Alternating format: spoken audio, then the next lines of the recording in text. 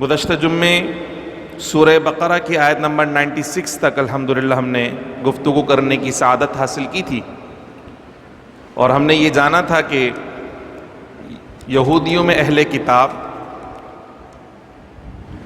اور مشرکین اور اس کے علاوہ بہت سارے لوگ ایسے ہیں جن کی تمنا یہ ہے کہ وہ اس دنیا میں زیادہ سے زیادہ زندگی حاصل کر لیں، اور اس کا مقصد اللہ کی رضا حاصل کرنا نہیں ہے، نیکیاں کرنا نہیں ہے، بلکہ اس کا مقصد صرف اور صرف یہ ہے کہ جتنا زیادہ جئیں گے اتنا زیادہ کمائیں گے، اتنا زیادہ آسائشوں والی زندگی گزاریں گے، اور جتنا زیادہ دنیا میں رہیں گے اتنا قبر کے عذاب سے دور رہیں گے، اتنا آخرت کے عذاب سے دور رہیں گے۔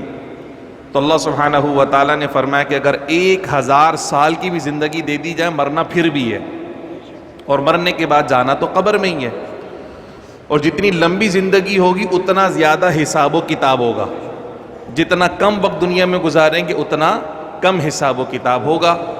اور پھر اللہ سبحانہ و تعالیٰ نے ان کے ایک دعوے کا رد اس طریقے سے فرمایا کہ تم یہ سمجھتے ہو کہ جنت صرف تمہارے لیے بنی ہے، تو پھر موت کی تمنا کیوں نہیں کرتے؟ مر جاؤ تاکہ جنت میں جاؤ۔ لیکن اللہ نے فرمایا کہ وہ جانتے ہیں کہ ان کے اعمال ایسے نہیں ہیں کہ وہ جنت میں جائیں، اس لیے وہ دعویٰ تو کرتے ہیں کہ ہم جنت میں جائیں گے، لیکن کبھی بھی مرنے کی تمنا نہیں کریں گے۔ تو اس پر ہم نے کچھ اپنے لیے بھی اصلاح کے جو پھول تھے وہ ہم نے چنے تھے کہ ہماری کیفیت بھی تقریباً کچھ ایسی ہی ہوتی چلی جا رہی ہے کہ ہم بھی آخرت کو، اپنی قبر کو بھول بیٹھے ہیں، اور بس اس دنیا کی زندگی میں اتنے مگن ہو گئے اور یہ سمجھتے ہیں کہ شاید ہم نے کبھی مرنا ہی نہیں ہے، اور ہر شخص کی خواہش یہ ہے کہ بس زیادہ سے زیادہ وقت یہاں پہ گزارا جائے، زیادہ سے زیادہ مال کمایا جائے، زیادہ سے زیادہ سہولیات حاصل کی جائیں، اور عیش و عشرت والی زندگی گزار کر اسی دنیا کو جنت بنا لیا جائے۔ اور ہمارے جو اعمال ہیں وہ ہمارے دعوے کے بالکل خلاف جاتے ہیں۔ ہم دعویٰ تو کرتے ہیں، اور حقیقت بھی یہ ہے کہ جنت رسول اللہ کے غلاموں کے لیے ہے، لیکن کیا ہم سچے غلام ہیں یا نہیں، اس پہ بھی الحمدللہ ہم نے کچھ غور و فکر اللہ کی توفیق سے کیا۔ اللہ کی بارگاہ میں یہی دعا ہے کہ اللہ ہمیں عمل کی توفیق عطا فرما دے۔ آج جو گفتگو ہونے والی ہے وہ چونکہ تسلسل یہودیوں کا ہی چل رہا ہے، بنی اسرائیل کا چل رہا ہے، اور ان کی جو بدعمالیاں تھیں وہ اتنی زیادہ تھیں کہ اللہ رب العزت نے باقاعدہ یہ سارے کی ساری آیتیں انہی کی مذمت میں نازل فرمائیں۔ اللہ سبحانہ و تعالیٰ نے جب مخلوقات تخلیق فرمائی ہیں، پیدا فرمائی ہیں، تو بنیادی طور پر جو مخلوقات نظر آتی ہیں وہ 3 چیزوں سے تخلیق نظر آتی ہیں۔ ایک آگ کی بنی ہوئی مخلوق، ایک نور سے بنی ہوئی مخلوق، اور ایک مٹی سے بنی ہوئی مخلوق۔ یعنی بنیادی طور پر جتنی مخلوقات ہیں ان کے عناصر اگر دیکھے جائیں تو وہ ان 3 چیزوں سے بنے۔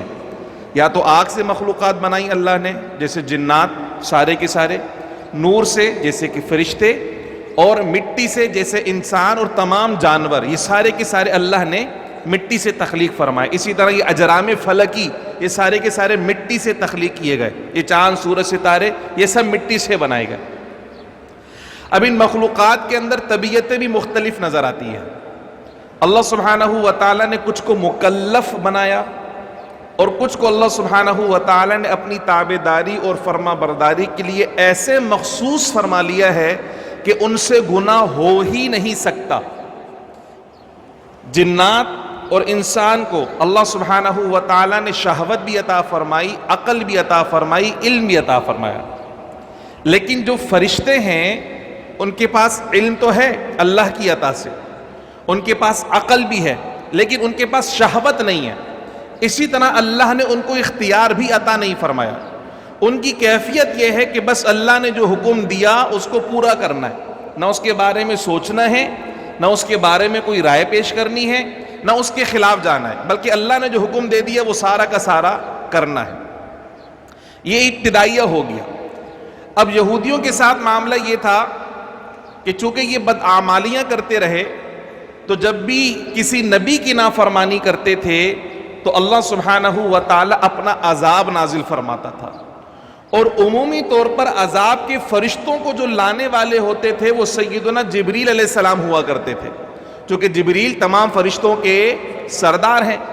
تو جن فرشتوں سے جو ڈیوٹیز لی جائیں گی وہ اللہ نے سیدنا جبریل کی ذمہ لگائی ہوئی ہیں۔ اور یہ جو میں نے بات کی ہے اس کے بہت سارے شواہد ملتے ہیں، مگر اپنے پیارے آقا صلی اللہ علیہ وسلم کی حیات مبارکہ سے ایک دلیل میں آپ کو پیش کروں۔ حضور علیہ الصلوۃ والسلام جب طائف گئے اور طائف کے شہر والوں نے جب پیارے آقا صلی اللہ علیہ وسلم پہ پتھر برسائے اور حضور علیہ الصلوۃ والسلام کی جو نالین تھے وہ خون سے بھر گئے، حضور زخموں سے چور چور تھے، ایسے وقت میں حضرت جبرائیل علیہ السلام پہاڑوں کے فرشتے کو لے کر حاضر ہوئے اور کہا یا رسول اللہ صلی اللہ علیہ وسلم، یہ پہاڑوں کا فرشتہ حاضر ہے، اگر آپ حکم فرمائیں تو یہ جو دونوں آزو بازو پہاڑ ہیں ان کو ملا دیا جائے تو طائف والوں کی چٹنی بن جائے گی۔ بھائی کیا بدتمیزی کر رہے ہو یہ؟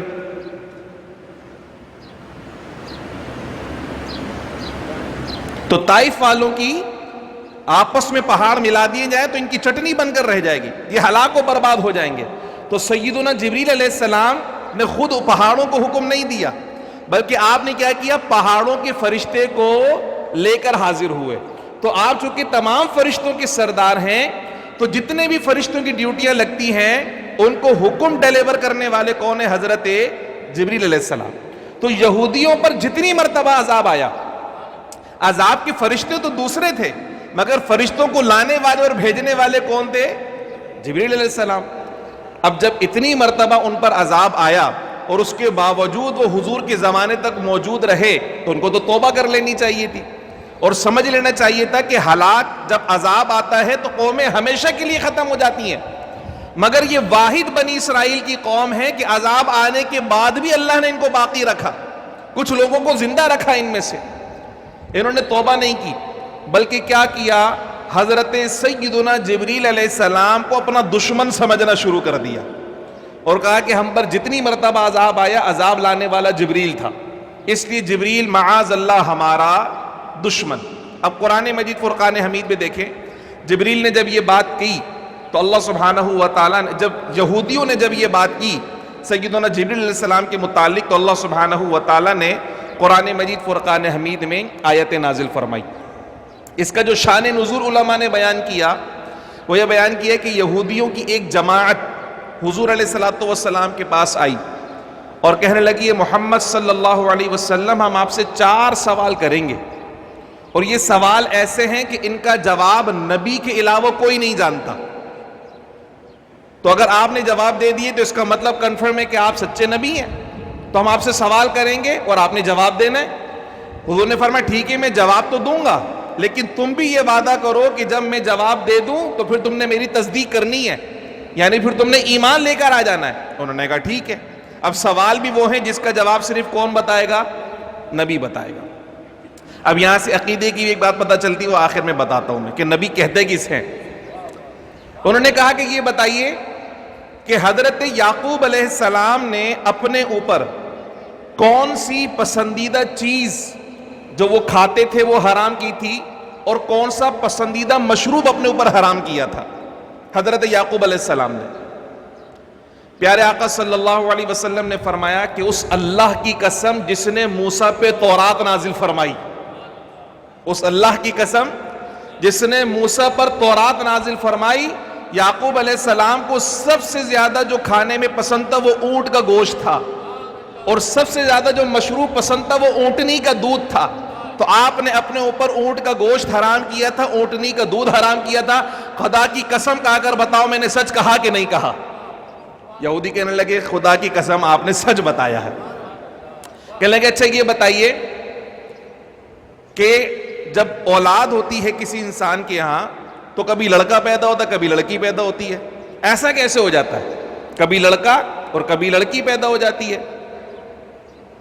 پیارے آقا صلی اللہ علیہ وسلم نے فرمایا کہ مرد کا جو پانی ہے وہ سفید اور گاڑھا ہے اور جو عورت کا پانی ہے وہ زرد اور پتلا ہے، تو جس کا پانی غالب آتا ہے وہ جنس پیدا ہو جاتی ہے۔ جب مرد کا پانی غالب آتا ہے تو لڑکا پیدا ہوتا ہے، جب عورت کا پانی غالب آتا ہے تو لڑکی پیدا ہوتی ہے، اور جس کا پانی غالب آتا ہے بچہ اکثر اسی کی مشابہت اختیار کرتا ہے۔ اب بتاؤ میں نے سچ کہا کہ نہیں کہا؟ انہوں نے کہا خدا کی قسم آپ نے سچ ارشاد فرمایا۔ اب تیسرا سوال کہنے لگے یہ بتائیے کہ ہماری تورات میں جس نبی امی کا ذکر ہوا اس کی کوئی خاص نشانی بتائیے جو ہماری کتابوں کے اندر موجود ہو۔ پیارے آقا صلی اللہ علیہ وسلم نے فرمایا اس نبی امی کی شان یہ ہے کہ اس کی آنکھیں تو سوتی ہے مگر اس کا دل نہیں سوتا، اس لیے باقی لوگ سوتے ہیں تو ان کا وضو ٹوٹ جاتا ہے، مگر جب نبی سوتا ہے اس کا وضو نہیں ٹوٹا کرتا، کیونکہ آنکھیں بند ہوتی ہیں مگر دل اس کا نہیں سوتا۔ اب بتاؤ میں نے سچ کہا کہ نہیں کہا؟ کہنے لگے خدا کی قسم آپ نے بالکل سچ ارشاد فرمایا۔ اب 3 سوالات دیکھیں، پہلا سوال بھی گزرے ہوئے زمانے کے متعلق، دوسرا سوال طب کے متعلق، اور تیسرا سوال بھی اپنی کتابوں کے متعلق۔ اور ہمارے آقا کی شان یہ ہے کہ ہمارے آقا نے کسی سے کوئی کتاب، آپ امی تھے، نہ آپ نے تورات پڑھی، نہ آپ نے انجیل پڑھی، نہ آپ نے زبور، کوئی کتاب نہیں پڑھی۔ اب مجھے یہ بتائیے کہ حضرت یعقوب علیہ السلام نے جو اپنے اوپر حرام کیا تھا کیا قرآن کے اندر اس کا ذکر ملتا ہے؟ نہیں ملتا۔ جواب میں نے اس لیے دے دیا کہ چونکہ آپ کو پورا قرآن پڑھا ہی نہیں، آپ کو یاد ہی نہیں کہ ذکر ہے کہ نہیں ہے، لیکن میں آپ کو بتا رہا ہوں کہ یعقوب علیہ السلام نے اپنے اوپر اونٹ کا گوشت حرام کیا تھا، قرآن میں اس کا ذکر ہے۔ اب وہ مولوی حضرات جو یہ کہتے ہیں کہ نبی صرف اتنا ہی بتا سکتے ہیں جتنا اللہ نے قرآن میں ان کو بتایا، تو ہمارا ان سے سوال ہے ذرا یہ بتاؤ کہ اللہ نے قرآن میں کہاں بتایا کہ یعقوب علیہ السلام نے اونٹ کا گوشت اپنے اوپر حرام کیا تھا یا اونٹنی کا دودھ اپنے اوپر حرام کیا تھا؟ اس کا ذکر قرآن میں، اس کا مطلب یہ ہے کہ حضور علیہ الصلوۃ والسلام کو اللہ نے وہ بھی ارشاد فرما دیا، وہ بھی سکھا دیا جو آقا کو اللہ سبحانہ و تعالی نے وہ سب کچھ سکھا دیا جو اللہ نے پہلے کسی اور کو نہیں سکھایا تھا۔ ہمیں اپنے ماضی کے بارے میں اگر جاننا ہو تو سیکھنا پڑے گا، کتابیں پڑھنی پڑیں گی، بغیر کتاب پڑھے آپ اس کا جواب، مگر نبی کہتے ہی اس کو ہے جو غیب کی خبریں دینے والا ہو، جو ہو چکا ہے، جو ہوگا، حضور سب کچھ جانتے ہیں، تو جو ہو چکا حضور نے اس کے بارے میں بھی بتایا، اور جو قیامت تک ہونے والا حضور نے اس کو بھی بتایا۔ اس کو علم غیب نہیں کہتے، اور کس کو کہا کرتے ہیں؟ اب چوتھا سوال ان کا کیا تھا؟ چوتھا سوال ان کا یہ تھا، کہنے لگے اگر اس کا جواب ہمارے موافق ہوا تو بس ہم آپ پہ ایمان لے کر آ جائیں گے، اسی پر آپ کی اور ہماری بات رکی ہوئی ہے۔ چوتھا سوال کیا ہے؟ چوتھا سوال یہ پوچھا انہوں نے کہ یہ بتائیے کہ آپ پر وہی کون سا فرشتہ لے کر آتا ہے؟ پیارے آقا صلی اللہ علیہ وسلم نے فرمایا کہ مجھ پر اور مجھ سے پہلے جتنے پیغمبر تھے سب پر وحی لانے کی جو ذمہ داری تھی وہ جبریل کے اوپر تھی، مجھ پر بھی جبریل وحی لے کر آتا ہے۔ اب وہ بدک گئے، کہنے لگے نہیں جبریل تو ہمارا دشمن ہے، معاذ اللہ ثم معاذ اللہ، کہنے لگے جبریل تو ہمارا دشمن ہے، ہم پر اب تک جتنی مرتبہ عذاب آیا وہ لانے والا جبریل تھا، اور جبریل ہماری ساری سازشوں کی خبر آپ کو کر دیا کرتا ہے، تو جبریل ہمارا دشمن ہے، چونکہ وہ آپ پہ وحی لاتے اس لیے ہم آپ کی بات کو نہیں مانیں گے۔ تو اللہ سبحانہ و تعالیٰ نے اب قرآن مجید فرقان حمید میں آیت مبارکہ نازل فرمائی اور کہا کہ قل، اے پیارے حبیب صلی اللہ علیہ وسلم آپ فرما دیجئے، من کان عدوا للہ وملائکتہ ورسلہ وجبریل ومیکال فإن اللہ عدو للکافرین۔ اور اس سے پہلے آیت مبارکہ میں ارشاد فرمایا نمبر 97 میں، قل من کان عدوا لجبریل، اے پیارے حبیب صلی اللہ علیہ وسلم آپ فرما دیجئے ان لوگوں سے جو کہتے ہیں کہ جبریل ہمارا دشمن ہے تو تمہارا دشمن ہوا کرے، مگر حبیب یہ تو آپ کا دوست ہے۔ کیسا دوست ہے؟ کہا فَإِنَّهُ نَزَّلَهُ عَلَىٰ قَلْبِكَ بِإِذْنِ اللَّهِ، اے حبیب یہ تو آپ کا وہ دوست ہے جو اللہ کے حکم سے اللہ کی آیتیں آپ کے قلب اطہر پہ نازل کیا کرتا ہے، جو اللہ کا پیغام آپ تک پہنچایا کرتا ہے، اس پیغام کا محور و مرکز آپ کا قلب اطہر ہے۔ اے پیارے حبیب یہ قرآن آپ کے سینے پر نازل کرنے والا اللہ ہے، مگر لے کر آنے والا کون ہے؟ جبریل امین ہے۔ اب اللہ آپ سے محبت کرتا ہے، اب جو محبوب کا پیغام لے کر آیا کرتا ہے اس سے بھی محبت کی جاتی ہے، جو دوست کا پیغام لے کر آتا ہے اس سے بھی محبت کی جاتی ہے۔ اب اگر کوئی اللہ سے محبت کرتا ہے تو اللہ کا پیغام لانے والے جبریل سے بھی محبت کرنی پڑے گی۔ کہ اگر کوئی دشمنی کرتا ہے تو ٹھیک ہے، دشمنی کرتا پھرے، ان کی دشمنی جبریل کو کوئی نقصان نہیں پہنچا سکتی۔ کہا کہ پہلی بات تو یہ ہے کہ فَإِنَّهُ نَزَّلَهُ عَلَىٰ قَلْبِكَ بِإِذْنِ اللَّهِ، یہ اللہ کے حکم سے آپ کے قلب اطہر پہ قرآن کو لے کر آتے ہیں، نازل کرتے ہیں۔ بِإِذْنِ اللَّهِ سے یہ بات پتہ چلی کہ اپنی مرضی سے نہیں کرتے، اپنی مرضی سے نہیں کرتے، بلکہ کس کی مرضی سے کرتے ہیں؟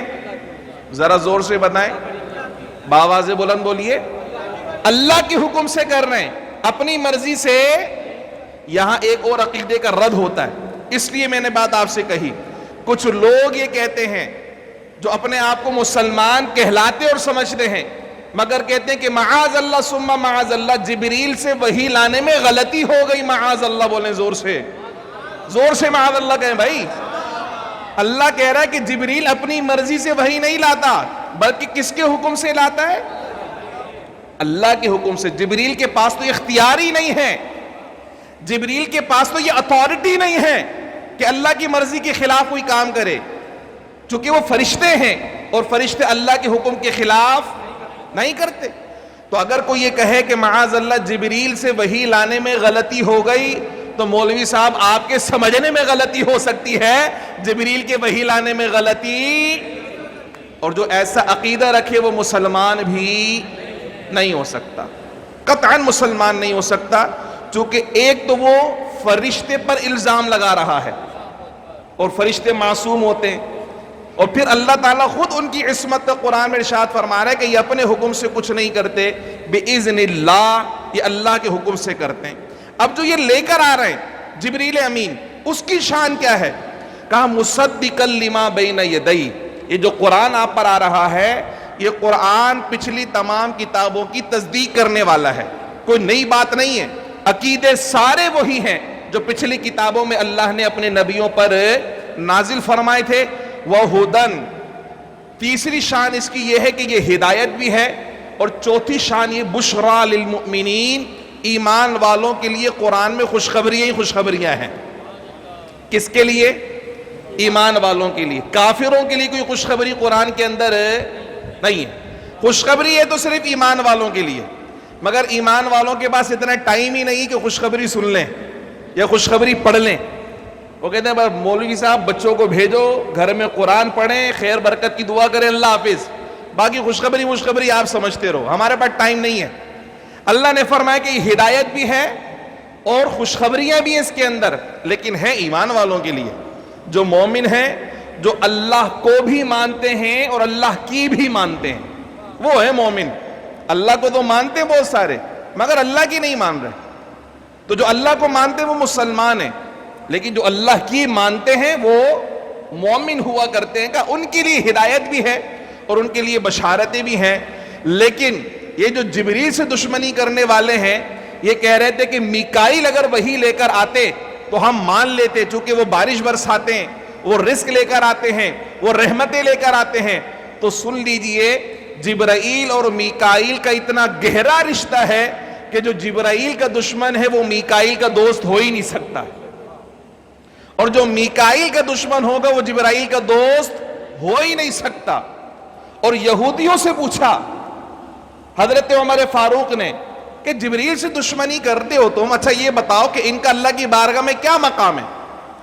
کہنے لگے جبرائیل اللہ کے عرش کے دائیں ہاتھ پہ ہوتے ہیں اور میکائیل اللہ کے عرش کے بائیں ہاتھ پہ ہوتے ہیں۔ کہا اب دونوں اتنے بزرگ و برتر فرشتے کہ ایک عرش کے دائیں جانب ایک عرش کے بائیں جانب، اب دائیں والے سے دشمنی اور بائیں والے سے دوستی، یہ کیسے ممکن ہے؟ کیا اس کا تصور ہو سکتا ہے کہ ایک دائیں جانب ہو اس کو دشمن بنا لو، جو بائیں جانب اس سے دوستی رکھ لو؟ کہنے لگے ہو تو نہیں سکتا، مگر ہمارا خیال یہ چونکہ وہ عذاب لے کر آتے تھے بس ہم نہیں مانیں گے۔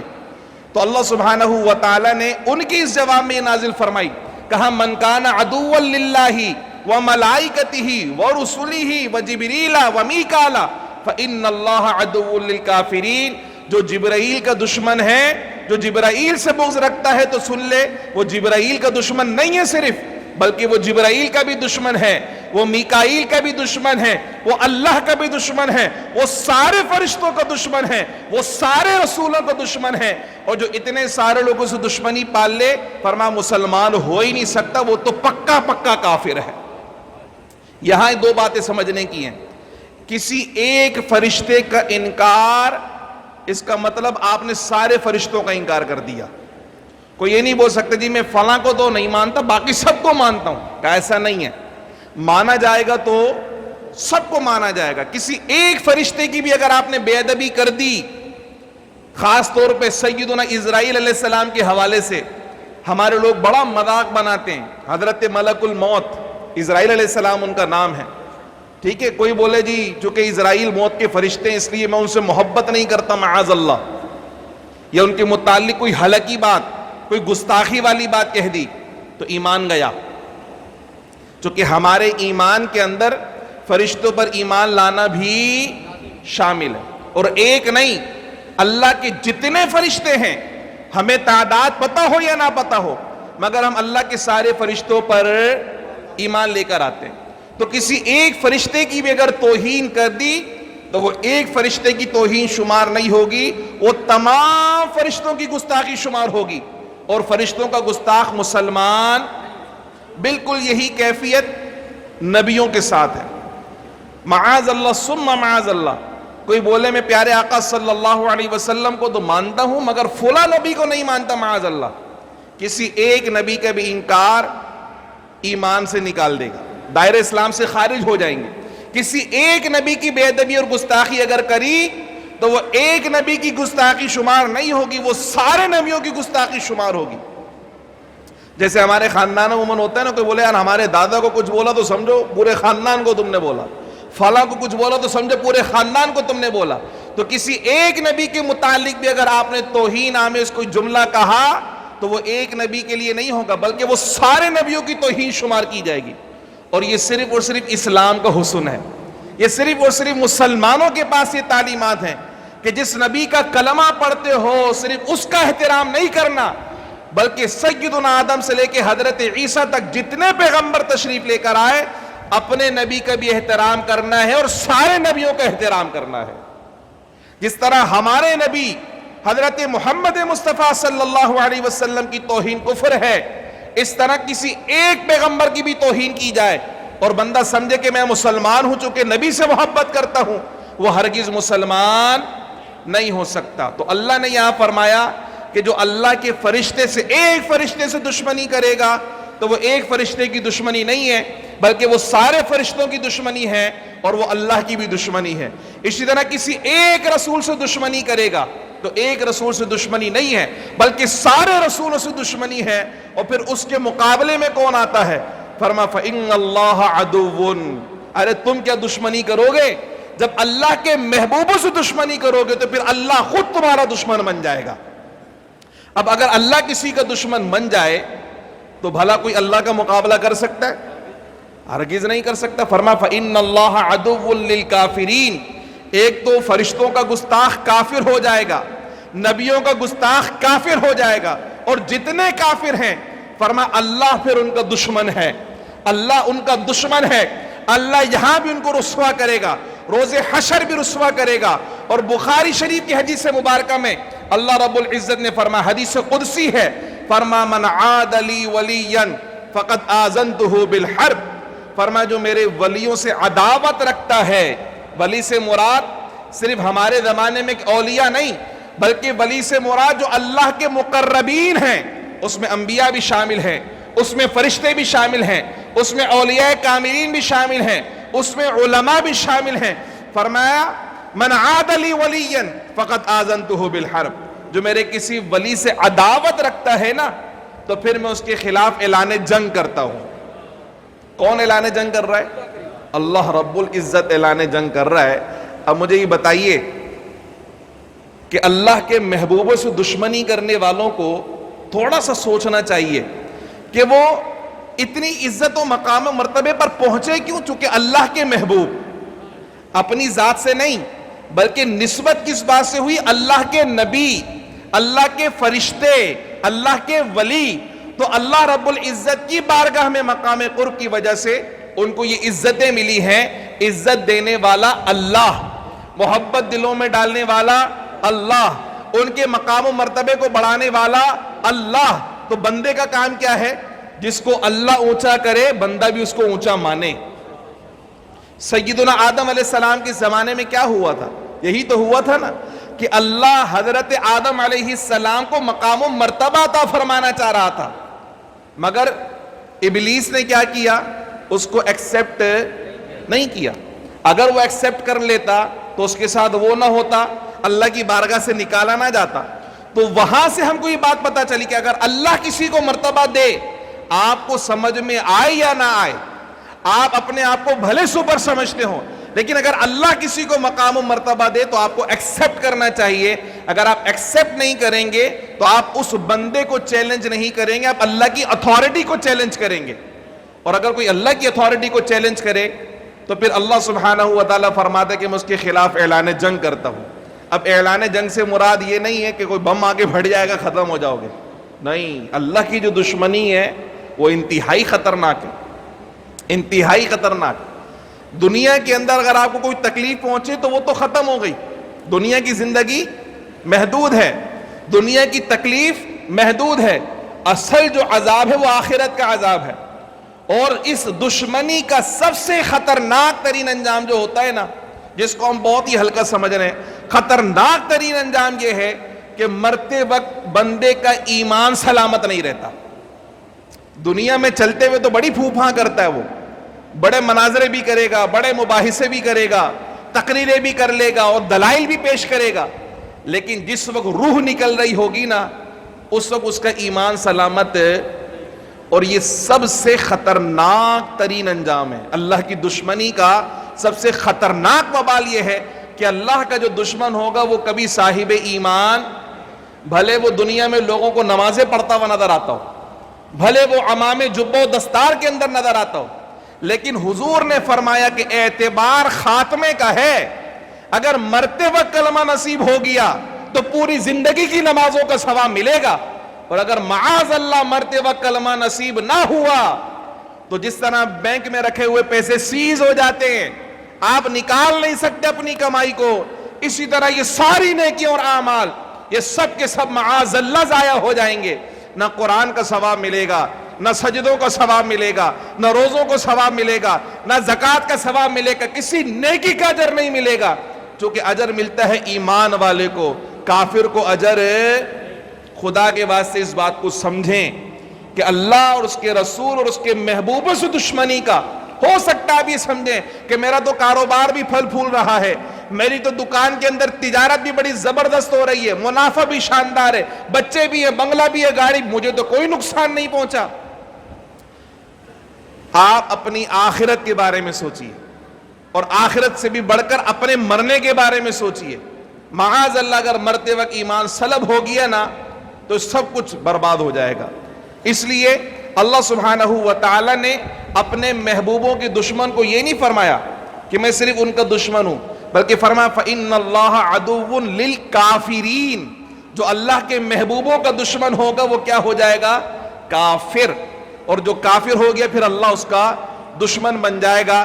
یہ بات ہوئی تھی صرف جبریل کی توہین پر. یہ جو آیتیں آج ہم نے پڑھی ہیں یہ اللہ نے کس کی شان میں نازل فرمائی؟ سیدنا جبریل کی شان میں نازل فرمائی کہ یہودیوں تم ان کو دشمن سمجھتے ہو, تم ان کی توہین کرتے ہو. تو اللہ نے کتنا سخت ان کے لیے عذاب ارشاد فرما دیے کہ اللہ تمہارا دشمن ہو جائے گا. جبریل کا مقام کیا ہے؟ جبریل کے مقام کی بلندی یہ ہے کہ سیدنا جبریل ہمارے آقا کے خادم ہیں. ذرا زور سے سبحان اللہ بولو. جبریل ہمارے آقا کے خادم خاص ہیں, بلکہ ان کو تو پیدا ہی اس لیے کیا گیا ہے کہ محمد عربی کے دربار کی دربانی کریں. جب محمد عربی کے خادم کی یہ شان ہے تو آقا کی عزت کا شان کیا ہوگی؟ جب اللہ ان کے خادم کی توہین برداشت نہیں کر سکتا تو اللہ اپنے محبوب کی توہین کیسے برداشت کرے گا؟ خادم کی توہین ہوئی تو اللہ کے جلال کا عالم دیکھیں. اللہ فرماتے کہ ایک جبریل کی دشمنی سارے نبیوں کی دشمنی، سارے رسولوں کی دشمنی اور اللہ کی دشمنی ہے، تو جو محبوب سے دشمنی کرے بتاؤ وہ اللہ کا محبوب بن سکتا ہے کبھی؟ ہرگز کبھی نہیں ہو سکتا۔ اللہ کا محبوب وہی بنے گا جو اللہ کے محبوب کا محبوب ہوگا۔ اللہ سبحانہ و تعالی ہم سب کو برے عقیدوں سے محفوظ فرمائے، اور اللہ ہمیں ہمیشہ اپنی بارگاہ کے محبوبوں کا ادب کرنے والا بنائے۔ آمین یا رب العالمین۔